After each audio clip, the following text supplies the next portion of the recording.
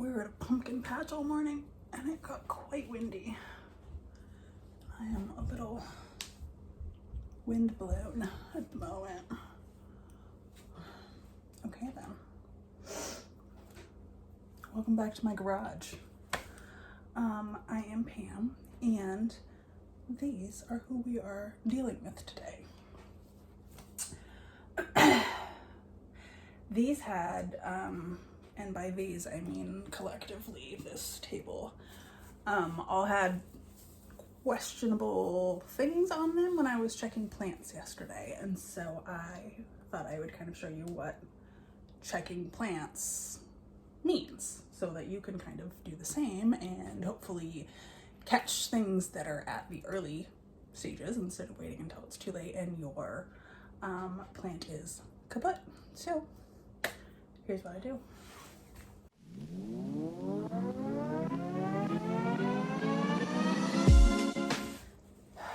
All right. We'll start with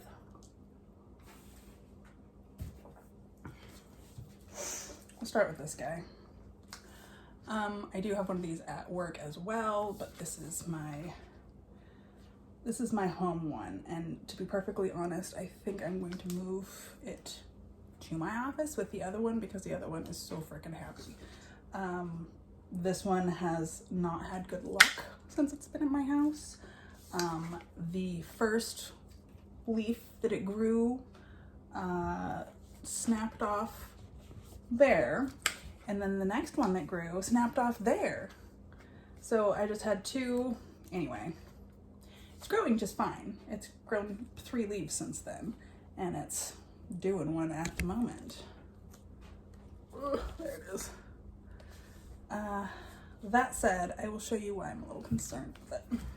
I guess we should start with what am I looking at, right? When I'm looking at plants. So for something like this, it's pretty simple and quick because there's not a lot of leaves. So what I do is I kind of look at like the newest leaves and I look at the oldest leaves first.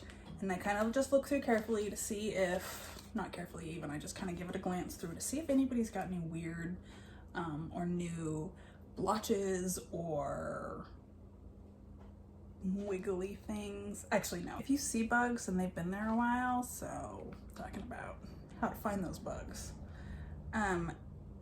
you want to look for actual like leaf damage, and this one has a couple of good examples of it. This one has definitely had some thrips. You can see by how it's both discolored in there and it's deformed. It's got a lot of places where you can't really see through it very well on camera, but the other ones have the same. Yeah, like this one. This one's kind of hard because it's got scalloped leaves anyway, but sometimes you can see that those scalloped leaves are more than the other ones. That's where I'm gonna check. I'm gonna stick my face like in there and I'm going to pull the corners back and I'm gonna look for any sort of webbing, which is gonna be tiny, by the way. Put your glasses on. And what the fuck? Jesus, it looks like this one almost got decapitated. Okay, you're definitely going to work, even if it's just because I don't want everybody knocking you over. Okay, so with bugs, be as thorough as you possibly can. You obviously can't check every leaf on some plants. It's just not possible. So start with the old leaves or any damaged leaves. Check the back of leaves first. Check near the base of the leaves and around the edges, and then up and down the spine. So you're really looking at the whole leaf. If you see anything questionable, smash it with your finger, see what happens. A lot of times it's just a flaw in the leaf. It's usually nothing, but thrips and spider mites are really the only ones that I've really had an issue with. Fungus gnats I don't even really consider because that's a soil thing and not a leaf thing. But of course they are a whole other thing.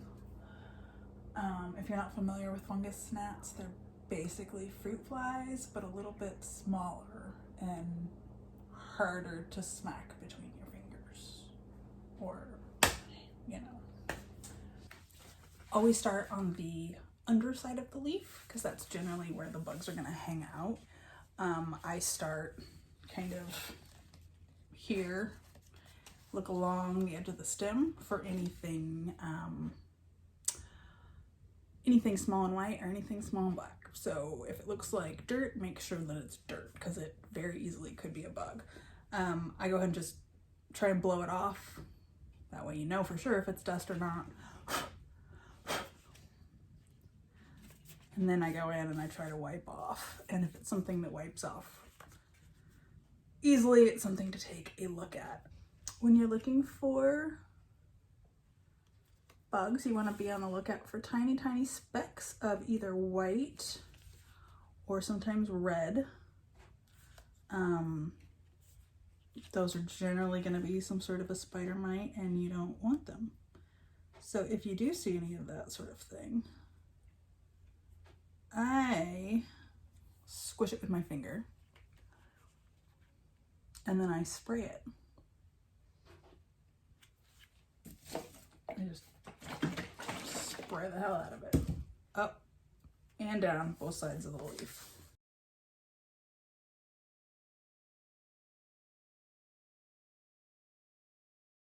Anyway, what happens when you have a shit ton of leaves and you can't check 1, 2, 3, 4, 5, 6, 7, 8 leaves, and instead you have lots of them? And they're super obnoxious holy leaves that you can't even, like, where do you start, right? So again, I look around, see if anybody has any noticeable damage. I see here I've got a guy with, we got damage there. We got, yeah, so we just got a little bit of like little leaf damage, which tells me that it's not, I don't know, all these are old leaves too, so I'm not real concerned about them, but I am going to go ahead and look under each one of those leaves and see if I see anything. Next thing I'm gonna do is look at the newest leaves because generally speaking, they taste better. And so the bugs go there first. I mean, you can't really blame them. So anyway, look at the noticeably damaged ones first and then go to the new ones and then just go ahead and just like randomly check a handful throughout the other thing. That's what I do. I mean, it's realistically my best effort, so that's what I'm doing.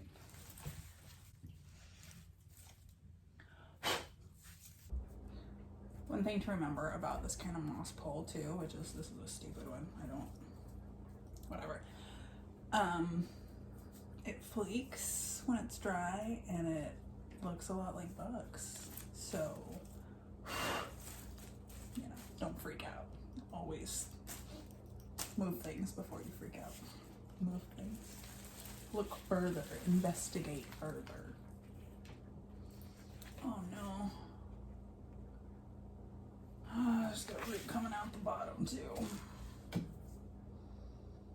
But I don't want to repot them, so y'all are gonna stay there until spring.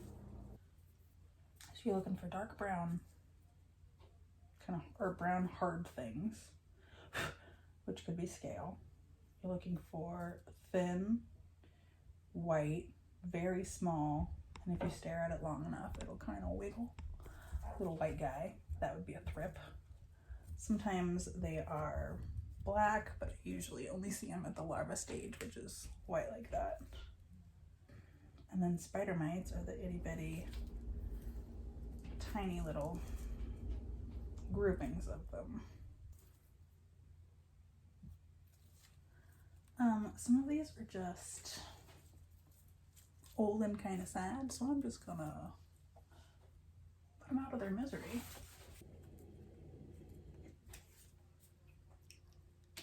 If you know it's kind of an ongoing issue, start using something else like systemic in your soil.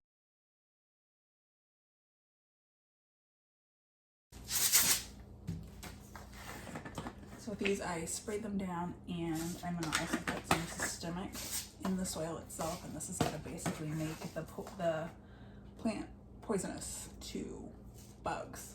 So when I've got one that's having an issue, that is what I do too.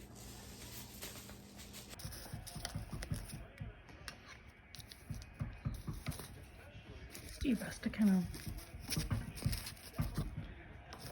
of mix it in the top inch or two as evenly as you can, and then water it. And you should only have to do that every few months. You shouldn't have to do that all the time. And then keep in mind, if it is above a bunch of other plants, they're probably gonna have them too. All right.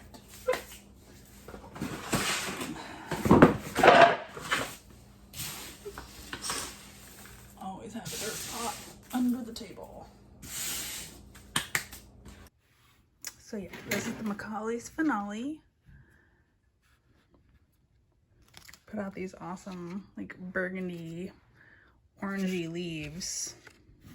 I think I might just have to chop and prop at this point, but let's see if we can find these thrips. Where did I see them?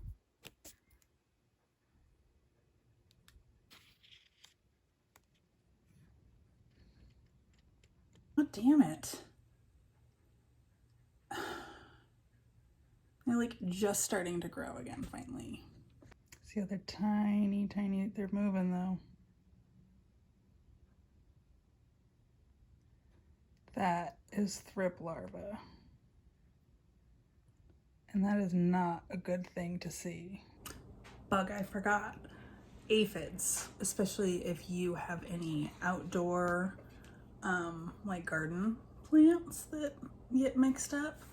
I always end up bringing aphids in every summer, and they just like itty bitty tiny white spider looking things, and they suck the everlasting shit of the juice out of the leaves. So you'll have a real weird wrinkly dotted leaf, and then you can generally find these little guys either on the stem or somewhere. Luckily, they're super easy to get rid of. A mix of soapy water is perfect. Insecticidal soap, which is basically the same thing, that works fantastic. And then get the systemic and keep it away from your other plants until you know that you don't see any of those things anymore. And then wait longer, or be like me and just have constant bugs because you're impatient and there's too many. But I check them a lot, so I really do stay on top of it. They just are always starting somewhere, which I don't really have another solution for, but as long as I'm willing to stay on top of it, I think it's fine, whatever. Bugs can be totally manageable and they're totally normal, so just go ahead and catch them quick and take care of it, and don't stress about it. You got it. Go kill some bugs or something.